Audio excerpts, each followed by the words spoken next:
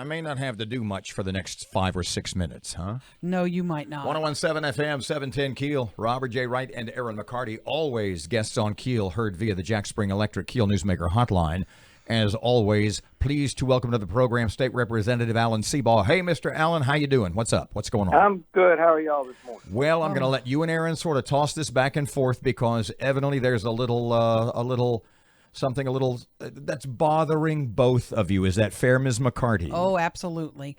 We get Mr. Shake Snyder, the House Speaker, Clay Shake Snyder's House committee assignments finally, and it's not good for Shreveport-Bossier, is it? Just quite bluntly. No, it isn't. That was one of the things that when we were going through the whole speaker race,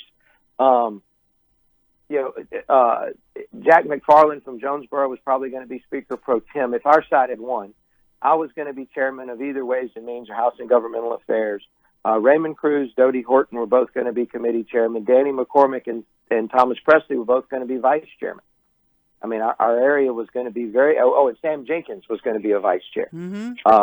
Our area was going, and Cedric Glover was going to be a chairman. Our area was going to be extremely well represented. We've got one chairman now, Larry Bagley, who supported Shake Snyder. He's chairman of Health and Welfare, and that's it. Yeah, and again, that's a committee that has, I think, a 9-8 Republican advantage, but most of the Republicans are kind of squishy, soft Republicans like Larry. And so essentially that committee was designed to protect Medicaid. Essentially that you can look at the committee assignments and what they did. That one was designed to protect Medicaid expansion, because what they did is, again, 9-8 Republican advantage, but most of the Republicans on there are like Larry, and they're gonna protect Medicaid. They're gonna do what the governor wants them to. Well, Mr. Allen, we'll get into the geographics of it all in just a couple of seconds. But as you look at the committee assignments, specifically as related to Ms. Dodie, as you mentioned a couple of seconds ago, the fact that Chuck Snyder is the Speaker of the House and not Paige Cortez, that really... Paige is the President of the Senate. Sherman Mack. That move really cost Republicans a lot of power, didn't it? Yes, it did. There's really no question about it. It was, in fact, it was 68 Republicans and only needing 53 votes to be Speaker of the House. There's absolutely no reason for the Republican delegation to have not gotten behind one candidate. We had a meeting for that purpose. We took a vote. 2/3 of the delegation voted to endorse Sherman Mack, and a group of rogues at the time, there was only like 14 or 15 of them at the time, just said no, we're not going to support Sherman, and it was basically an attempt to grab power. And so what they did is they basically took the ball and went and made a deal with, got the governor on board and got all the Democrats, and were able to cobble together a coalition, which, if you look at it on paper, it kind of seems difficult to sustain. But we'll see going forward. Some of the committee assignments aren't really bad. Some of them you can look at, like the Ways and Means Committee is designed to pass a gas tax. I can almost guarantee you that a gas tax comes out of that committee. Dodie got booted off that committee. She's not on Ways and Means anymore. That is correct. She got put on transportation, and this is where I have an issue, because she's the only local representative on the transportation committee, and we're in a community that has probably one of, if top 3 biggest transportation measures pending in I-49. How is our community left out of that loop? Well, you got to keep in mind, I wasn't involved. I wasn't in the room when they were deciding committee assignments. But one thing they did not do, apparently, if they tried to do it, they did a very poor job of it, is putting people where they have expertise. There are people like Beryl Amity. There are very few people who know the budget better than Beryl Amity, but they took her off appropriations. We have 2 people in the House that are experts on road construction and transportation issues. Neither of them are on transportation. I've been vice chair of insurance. I'm an insurance lawyer. I've been on insurance for 8 years. They put me on criminal justice. I don't do criminal law. I'll do my best on the committee, but there's no reason for me to be on criminal law. And you're on the civil law committee, right? as well. Yeah, I'm on civil law, but that's fine because I am a civil lawyer. I mean, I should be on civil law. That I'm fine with that. Okay. And then, I am the only Republican in the House that has actually been through legislative redistricting. And I'm the only person in the House that was here when we did redistricting in 2011.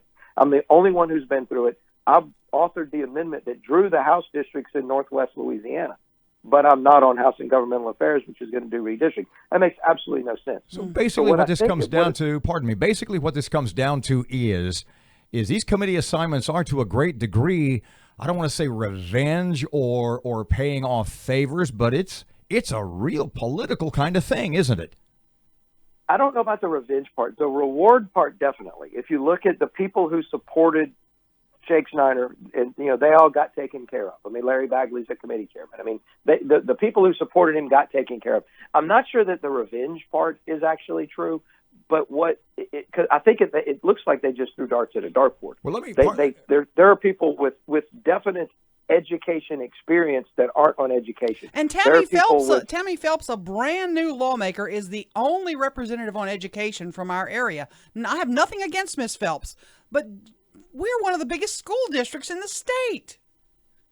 Yeah, I mean, she does have education experience, so she's one that should be there. Sure. But it's, you've got people that know insurance that aren't on insurance. You've got people who know criminal justice, who criminal defense lawyers and stuff, who aren't on criminal justice, but I am, and that's fine. I mean, I can, I'm a lawyer, I can learn it, but it's not a committee. This is my 10th year down here. I've never been on criminal justice before. I certainly didn't ask to be put on criminal justice. The fact is, I should have been on House and Governmental Affairs or insurance if you were putting people based on their area of expertise, which I think it's pretty obvious they didn't do. Aaron's biggest concern, as I'm sure you've heard, is that no matter what people say, the North versus South or South versus North Louisiana thing is still as big as ever. Do you agree with what she says? To some extent, yes, and to some extent, no. I don't think they did anything to, quote, punish North Louisiana. I think they did it to punish, if you want to use the word, or to not reward people that supported the losing candidate. I mean, the fact of the matter is almost all of North Louisiana, so Republicans in North Louisiana, all supported Sherman Mack. I mean, with all of North Louisiana, you had Larry Bagley, Wayne McMahon in Webster Parish, and Chris Turner in Ruston are the only three Republicans from North Louisiana that didn't support Sherman Mack. So, that went against the delegation. So when Sherman loses, all of those people who didn't support Shake Snyder did not get rewarded, did not get what they wanted. So you look at, Chris Turner in his second year as a vice chair, Larry Bagley as a chairman. They did get, the ones who supported him did get rewarded. The ones who didn't. Most of Shake Snyder's support came from South Louisiana. So that's where the chairmanships went. I really don't think I don't think they took geography into consideration. They should have. One of the things that I've heard, and this doesn't really affect us, but the House and Governmental Affairs, which is going to do redistricting, has not one single person on there from Acadiana. Well, the Acadiana people are blowing their lids just like Aaron is this morning, because how can you redistrict and redistrict the state in an area as large as Acadiana, have not a single person on the committee? Does it come up? I don't think they took geography into consideration.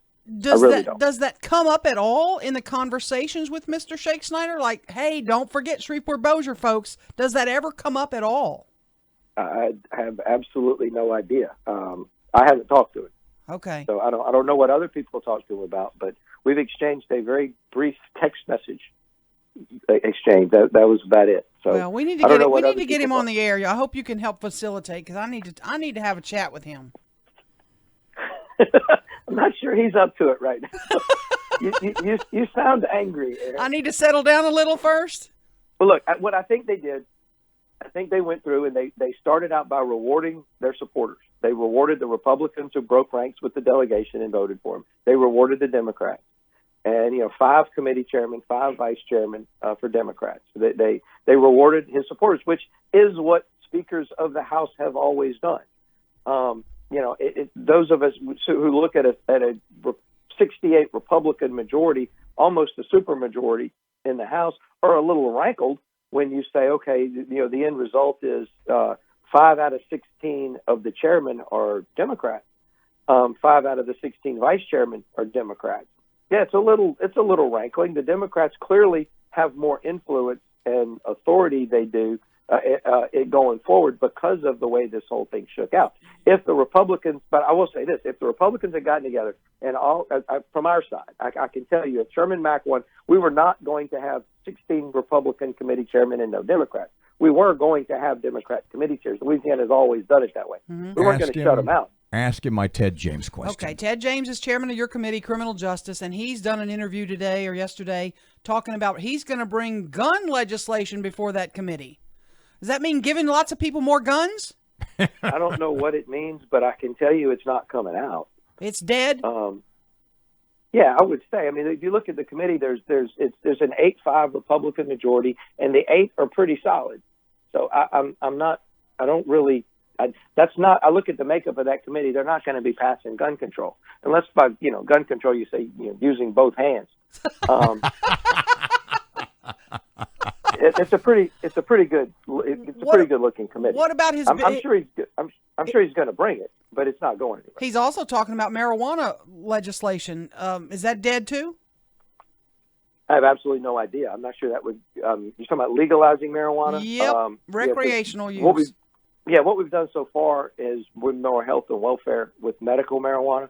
It's gone through the Health and Welfare Committee, which, given the makeup of it, it would probably pass.